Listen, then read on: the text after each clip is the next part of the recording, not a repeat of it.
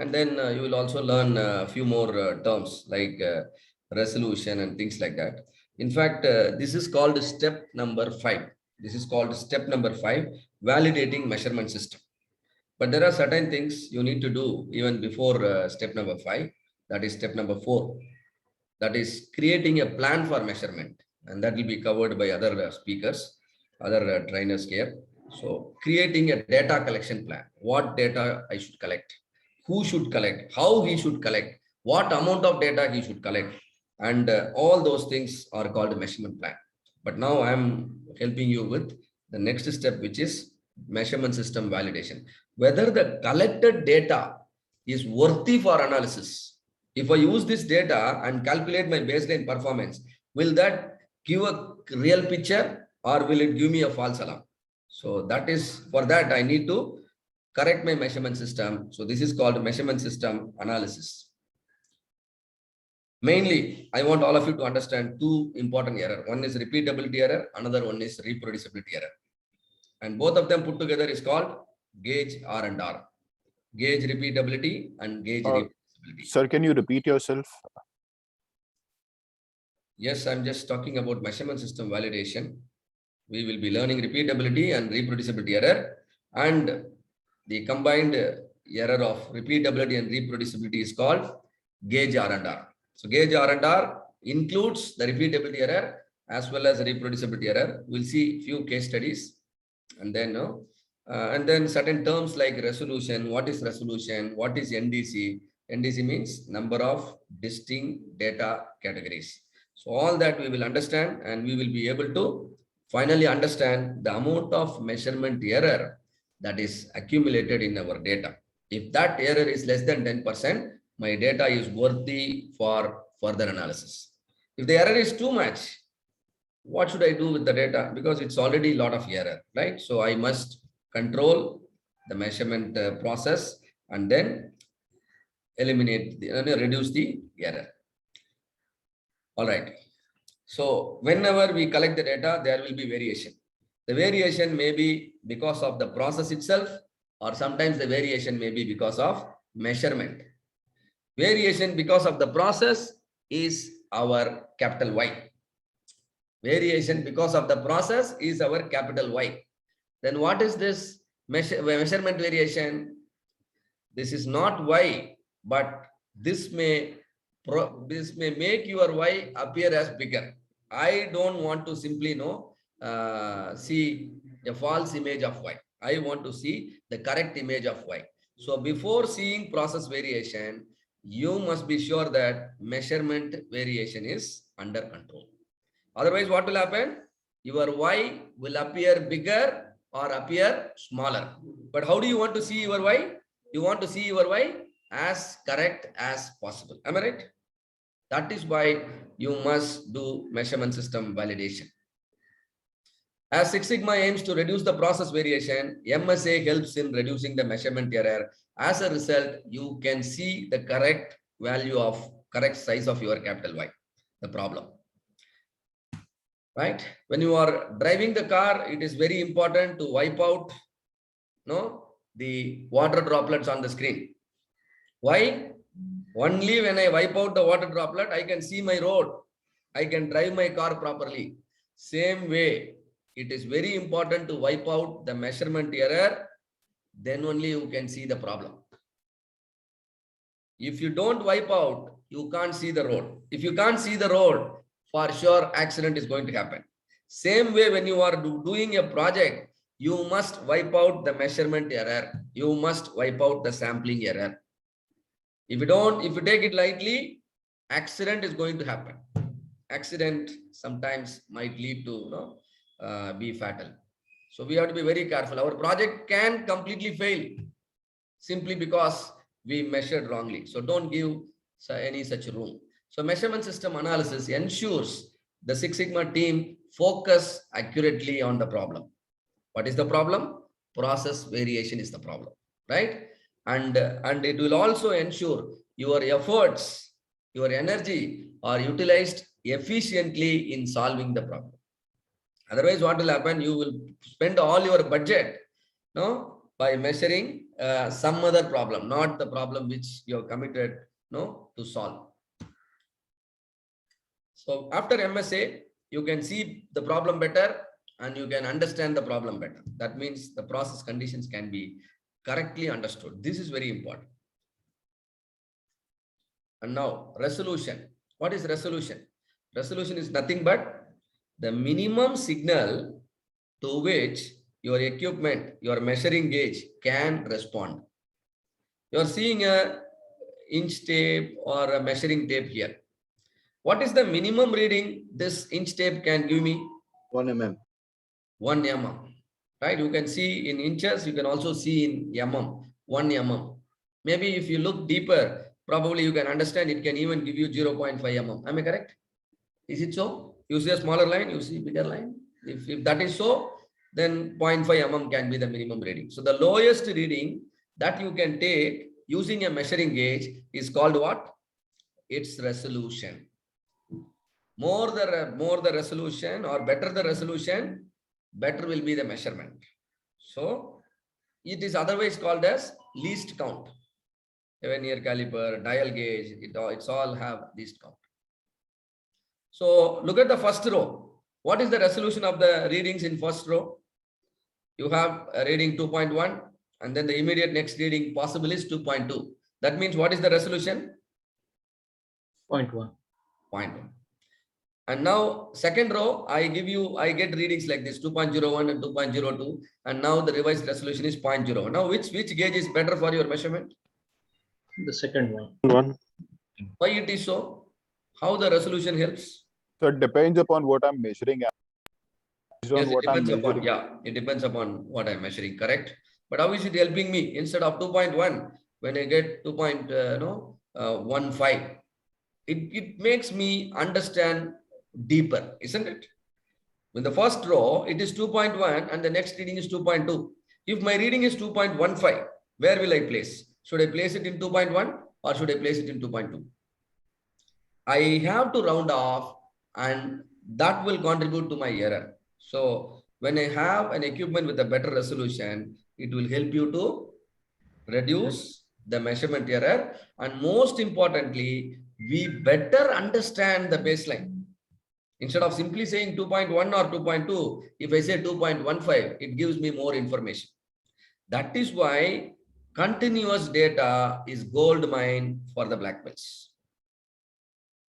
To the extent possible, try to use numbers with decimals. More the decimal, deeper the information. Clear? Imagine someone has got a stone developed in his kidney. Now the diameter of the stone should be understood to decide on the kind of operation.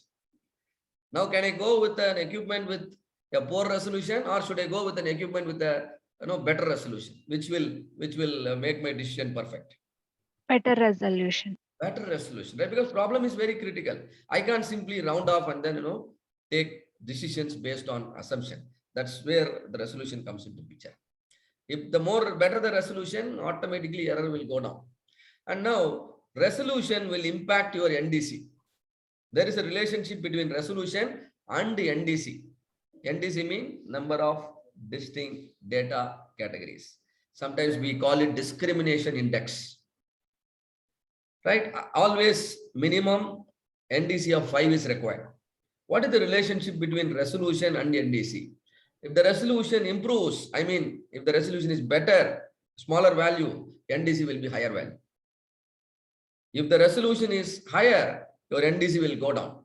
Higher in the sense, maybe the bigger number. Let's say resolution is 0.1 instead of 0.01. So like that. So you need to have a better resolution to get better NDC. See here, I produce products and my products dimensions range from 5.1 to 5.5. Now I take 20 samples, measure all the products, and my equipment places all the 20 products in one of the reading. Either it will call it 5.1, 5.2, 5.3, 5.4 or 5.5. Out of the 20 reading, only one reading says the product is 5.1 mm. How many readings says 5.2? 4 readings. And in 5.3, I have 6. So it goes like this. Ultimately, finally, how many buckets of data I have? 5. 5 buckets. That means my data belongs to one of the 5 category. This is called number of distinct data category. So NDC is 5. You want to see your data in more number of buckets. Thumb rule is minimum you must have 10 buckets. You must have 10 categories of data within your working tolerance, and at least 10. But the AIAG, Automotive Industry Action Group, in fact, that those guidelines are followed in other industries also. Even software and IT industries follow the same guideline. According to them, NDC should be at least 5, right? And NDC, if it is not 5, it simply means your choice of the measurement system is wrong. Probably you might select a measuring gauge with better resolution so that your NDC can improve. And now, what is repeatability? Repeatability, when I say repeatability error, it talks about your inconsistency. When I say repeatability, it talks about consistency. Imagine I am measuring a product which is having, let us say, a length of 100 mm. I measure the product multiple times.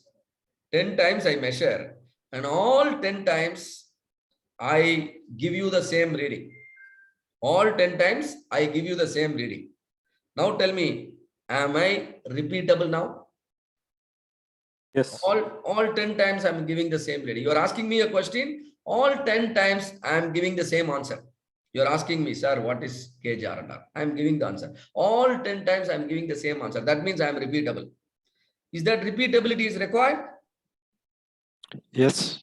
Definitely required. I can't give different answer for the same question. People will see me as a mad. Oh, what is this fellow? I asked the same question in 2 occasions, but he gives me different answer. When I give different answer, the error I am committing is repeatability error.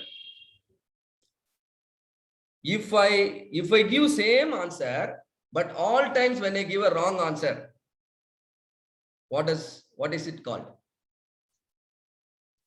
I am not accurate, right? 10 readings. If all 10 readings are same, I am repeatable. If all 10 readings are correct, I am accurate. Do you understand? Accuracy is one thing. Another thing is precision. Repeatability is a component of precision error, right? So we need to be accurate. We need to be precise. But I am here to talk only about precision because the accuracy will be taught to you in the afternoon by other trainers, right? So let us not worry about the accuracy, whether we are correct or wrong. We are not going to be bothered, but whether we are consistent or inconsistent, that is our botheration.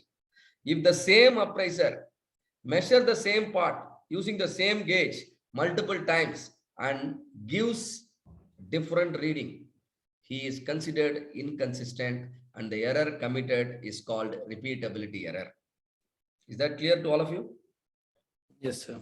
Right. So just got one quick question, sir. Sorry to interrupt you. No problem. Yeah, yes.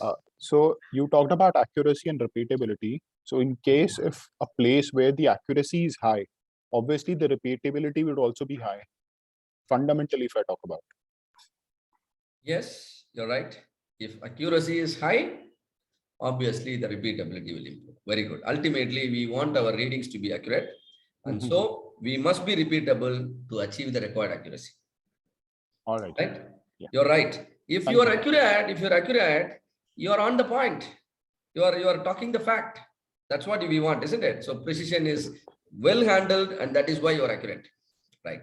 So now, repeatability is a problem. Let us say I have given you 10 reading. All 10 readings are same. Let us say all my 10 readings are, the value is 105. First reading is 105. Second reading is 105. 10th reading also 105. What will be my average? Can somebody tell me? 105. 105. Now this 105, find out the distance of 105 from the true value. Let us say true value is 100. But what is my average reading? 105. Not 5. Now the distance between true value and the measured value is called bias. So how much is the amount of bias now? 5. 5 units. If the bias is more, you are inaccurate. Bias is more, inaccurate. So accuracy, one side. But talking about the repeatability, all my 10 readings are same. That means I have 10 numbers. Now calculate the standard deviation using the 10 numbers and tell me how much could be your standard deviation. Tell me somebody. I have given you 10 number and all 10 numbers are same. Calculate the standard deviation and tell me the value. It will be 0.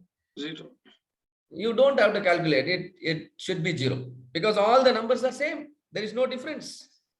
There is no difference between the average and your number. All your numbers are average.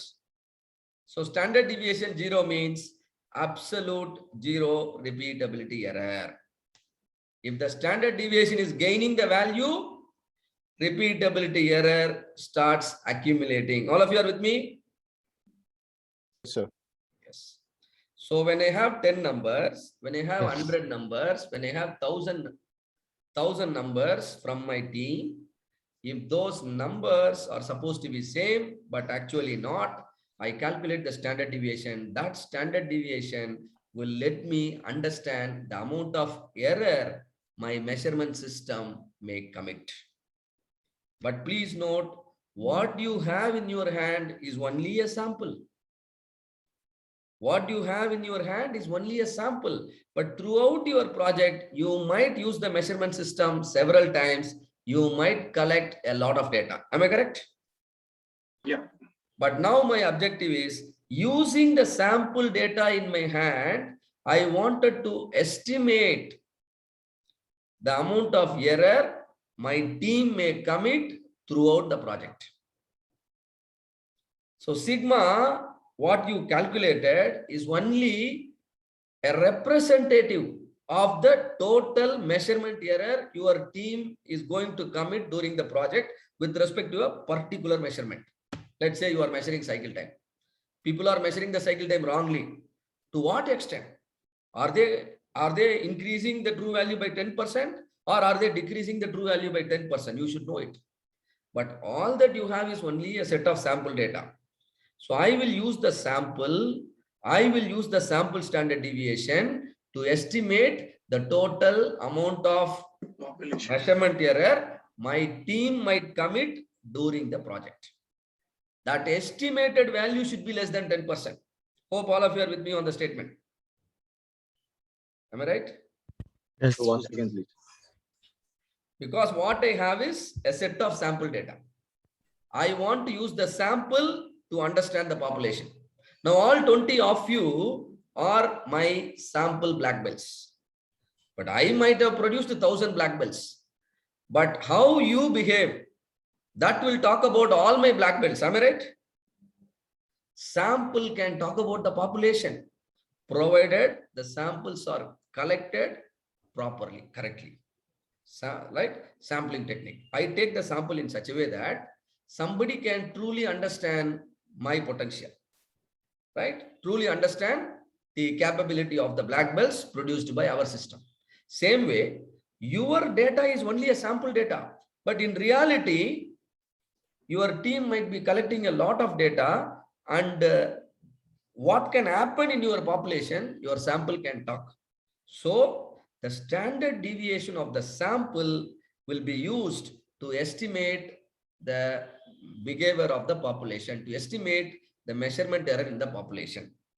So the standard deviation, what you calculate, should be equal to the population standard deviation or should be nearer to the population standard deviation. Always we call population standard deviation as parameter. We call population standard deviation as parameter.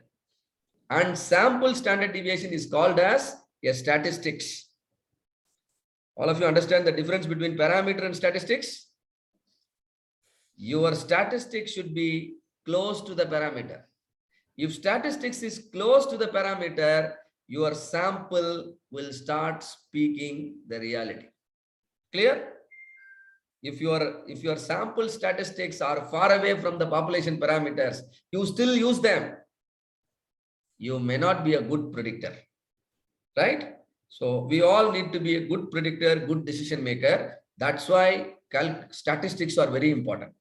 Any data you collect, you somehow calculate some statistics. It is average sometimes, it is standard deviation sometimes, it is variance sometimes, it is range sometimes. Ultimately, your goal is you want your statistics to talk about population parameters. Clear? So now, standard deviation here. This is statistics or parameter? Can somebody tell me? This is statistics This is statistics. Beautiful. because And, it's based on sample. Fantastic. This is based on sample, so it is statistics. So I'm cautious enough to get my statistics as close as possible to the parameter. So I will use the standard deviation. If sigma is the standard deviation, this sigma is nothing but the deviation. This deviation is nothing but the error. If sigma is the error, what will be the total error? Instead of using the sample data, if I use the whole population, can somebody tell me how many sigmas will be there in your population? Somebody tell me how many sigmas will be there in your population? The beauty is measurement error will also follow normal distribution. You see here, I have drawn a bell shape. Can somebody tell me how many sigmas I can place to the right side of the center value? How many sigmas I can place to the left side of the center value? Can somebody tell me? Make it right. All your answers is going to be correct only because you cannot be wrong. Come on, make it. 8. 8 sigmas on the right side Yes. and 8 sigmas on the left side. Am I right? Yes. Why not 9? Why not 9? Because Why the not line 10? is touching at 0 at 9. Starting from 0 till my curve ends. Can somebody tell me where will my curve end? My curve will never touch x-axis. It will go up to infinity. Will you be able to go up to infinity? No. Not possible. So we, at the maximum, we go up to 3 sigma on the right side. When I go up to 1 sigma, I cover 68% of my population. I go up to 2 sigma, I cover up to 95% of the population. When I go up to 3 sigma, I cover 99.73% of the population. What do you want to understand? You want to understand the error. You want to understand the error in 100% of your population, or are you okay with understanding the error in 99.73% of the population? Okay with 99.7. Then go up to only 3 sigma on the right, 3 sigma on the left. Totally how many sigma? 6 sigma. Multiply your sigma by 6. That is equal to the repeatability error. Is it clear to all of you? Yes. If you multiply by 7 also you are correct. You multiply by 8 also you are correct. You multiply by 4, then you have accounted only 95.45% of the error. That is not healthier because still we have some more percentage. So go up to 3 sigma on the right, 3 on the left. So multiply by 6. Hope all of you understand repeatability error. Now reproducibility. Now I have assigned 3 people to collect the data for me. One is me, the second person is Alok, third person is Magesh. I collect data. All my readings are 105. I am repeatable. Now Alok collects the data. All his readings are 107. He is also repeatable. Right? But he has not reproduced my reading and I have not reproduced his reading. But the fact is we both measured the same product. We both used the same equipment. Now there is a reproducibility issue. Now there is a reproducibility issue between the operator. Earlier the problem was within an operator. Now the problem is between the operator. Now there is third operator, Mr. Magesh. Magesh gave me all his readings are 109. Now 105, 107, 109. Do you see a variation? This is another form of error my measurement system is bringing. Because all three of us measured the same product, measured the same, using the same equipment. We all followed the same instruction, but we are not able to align properly. This error is called what? Reproducibility error. How to calculate this reproducibility error? Figure out the average of each appraiser. What is my average? 105. And Alok average? 7. 107. Magesh average? 109. And so on. I have 10 average. If all these averages are same, we are reproducible as a system. If the averages are different, we are committing reproducibility error. So where this reproducibility error is getting reflected? In the variation in my averages, in the average of the reading. So now imagine a distribution of averages of your appraiser. You see here, distribution of averages. This is the distribution of average of the appraiser. This is my average. This is Alok average. This is Magesh average. This is Mr. Krishna Prasad. This is Mr. Jai Kishore. But all of them measured the same thing, all of us. Now I calculate the grand average. There are 10 appraiser. For all 10 appraiser, an average is there. Now this dotted line is a grand average. All of you understand the meaning of center line? Grand average. Now the plotted points are averages. Now calculate the standard deviation of the averages. My average is 105, his average is 107, the third person's average is 109, and so on. Calculate the standard deviation. More the standard deviation, more the reproducibility error. What will be the total reproducibility error? What will be the formula for me now? Can somebody help me now? This is a sample. What will be the total reproducibility error in my population? Come on, tell me. All of you get my question? Difference of all the samples. Difference of all the sample average is the deviation. So I calculated the standard deviation.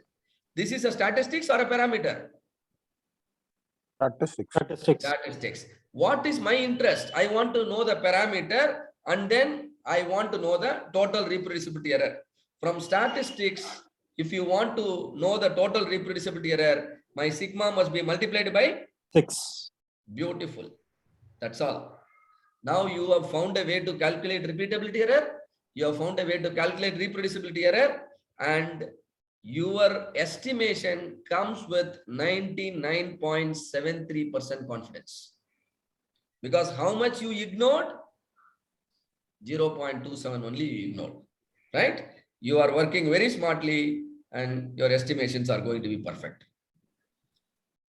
And now